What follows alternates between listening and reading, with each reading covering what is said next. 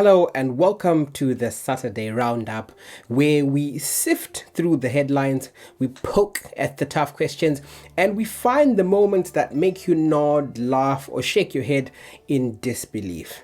I'm Maynard, and this week, Cecil John Rhodes, the colonial land thief, long dead, is back. It's still about land theft as well. We've tragically seen shocking crashes, soaring blood prices, and a whole lot of asking why. So grab a seat and let's dive in.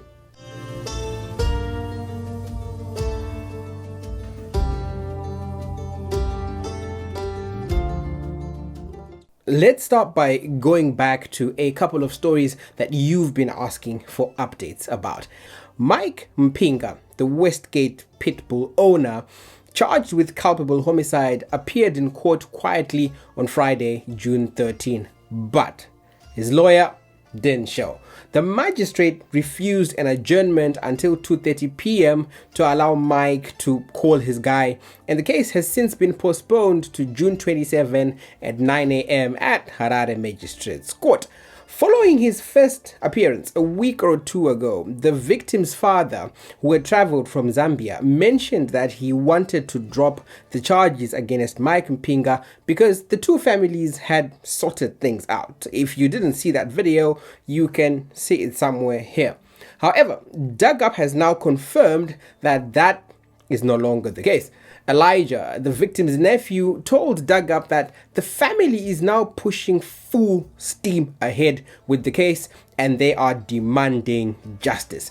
Elijah, who was in court on Friday, insists that they will not back down. DugUp also understands that the father, the one who said he wanted to drop charges, he has since left for Zambia after the burial of the victim of that fatal pitbull dog attack. You can hear from the victim's nephew right now. We are not withdrawing that case because isusu chiri kutirwadza kuti marasikirwo atakaitwa nehama yedu and tinoda kuti justice ingove justice.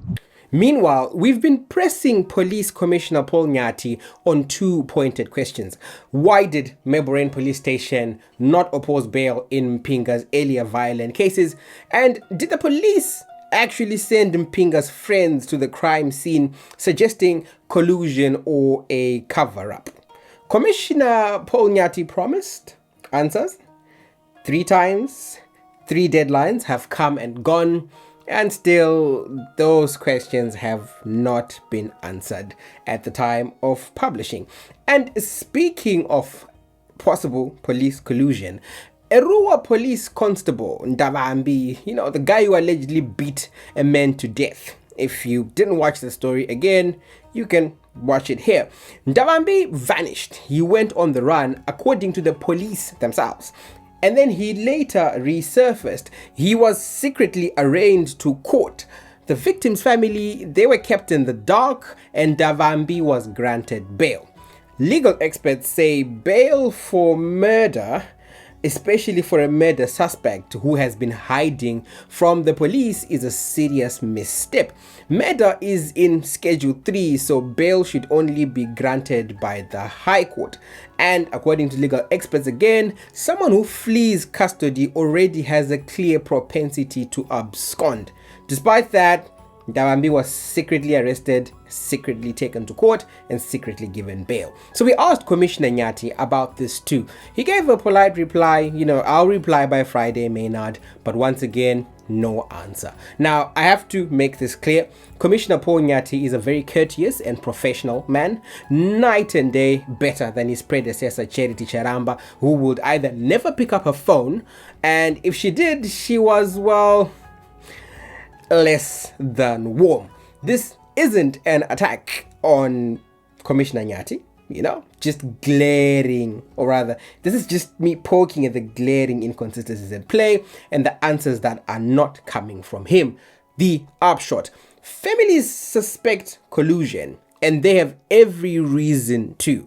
How does a cold-blooded killer get bail, while others like Blessed Mhlanga or the Geza 98 protesters were held on trivial charges for weeks.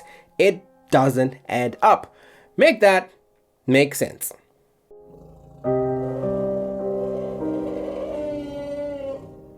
Cecil John Rhodes was a land thief and a racist. I'm very critical of him. And if you thought Rhodes now only lived in museums or on cricket grounds, then think again. Here, in Harare, the name's still staring up in courtroom drama. Who would have thought? 100 years later, Cecil John Rhodes and stolen land is still ongoing. In Harare, this Monday, Magistrate Lisa Mtendereki, I think, she let off a guy named Adam Wood, citing that there was no evidence linking him to an alleged forgery. Now, the allegation: submitting a forged CR14 form to seize control of Karoi properties, stands 184, 186, 188 and 194 along Mutare Road, registered under the late Brian Rhodes, the grandchild of Cecil John Rhodes, the land thief. But Brian Murphy, his co-accused, he must testify this Thursday. He hasn't been cleared.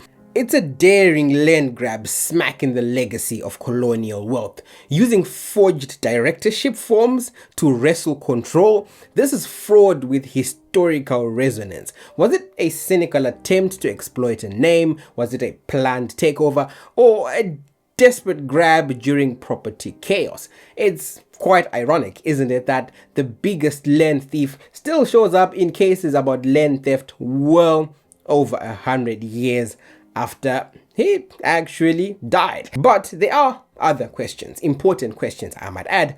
Forged documents and property theft have become a thing in Harare, in Zimbabwe actually. Is this symptomatic of a larger property exploitation in Harare and Zimbabwe? And more cheekily, what would Cecil John Rhodes make of it if he could see from his grave?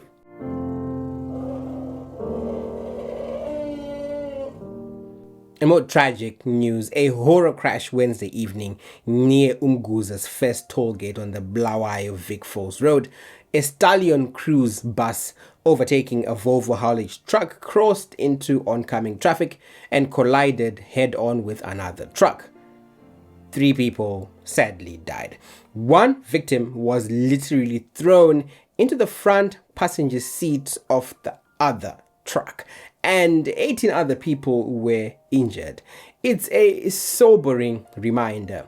Speed plus poor judgment plus overtaking, it equals disaster. The collision claimed lives in seconds and rippled in an instant through families and communities. It begs the question: what is behind the enduring culture of overtaking at high speeds on a single lane stretch with a solid line? Are there deterrents in place that can actually deter this kind of driving? How do we balance driver training, road infrastructure, and policing to make highways safer? I had a nightmarish time when I was driving on Zimbabwe's highways in December 2023. I thought I was going to die. That's how dangerous buses and trucks and lorries drive on our highways. What can be done?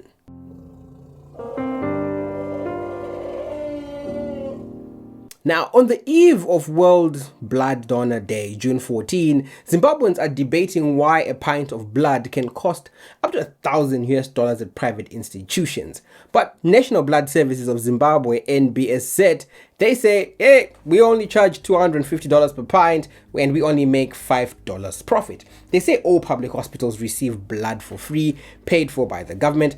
When life-saving essentials become spreadsheets, questions do arise. How expensive should blood be? Are sanctions and cost pressure pushing the bill sky high? Is $250 even a fair reflection of the processing and distribution?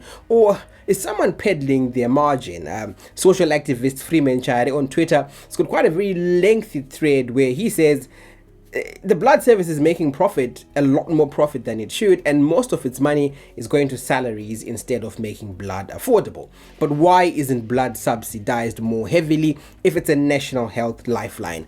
Is emergency blood a public good or a valuable commodity? Wow. blood a commodity. Whoever knew that there was a price to life? Well, I did.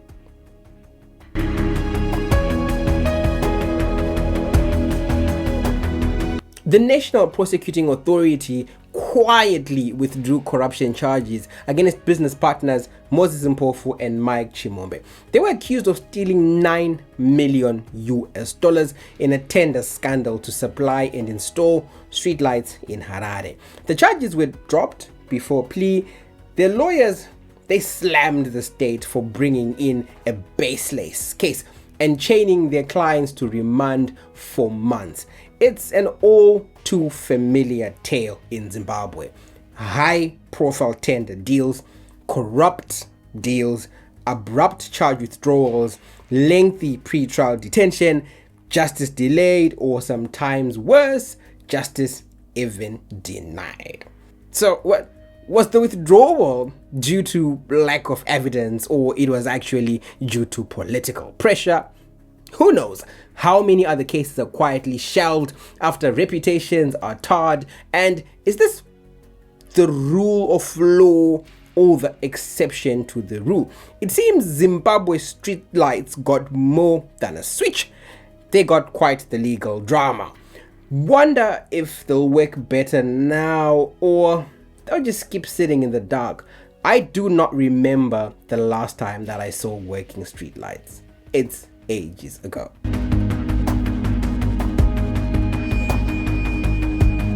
As we wrap up, here's the thread. Justice, be it from Minga's victim or a slain suspect, swindled streetlight funds or a forged Rhodes property estate, it feels like a game of shadows. And people deserve daylight, answers, and accountability. We'll be back next Saturday with more headlines, sharper questions, and hopefully some resolutions. Thanks for tuning in to the Saturday Roundup. Stay safe, stay questioning, and remember, provoke a thought and not just a headline. Good morning, good afternoon, good evening, wherever you are. Goodbye.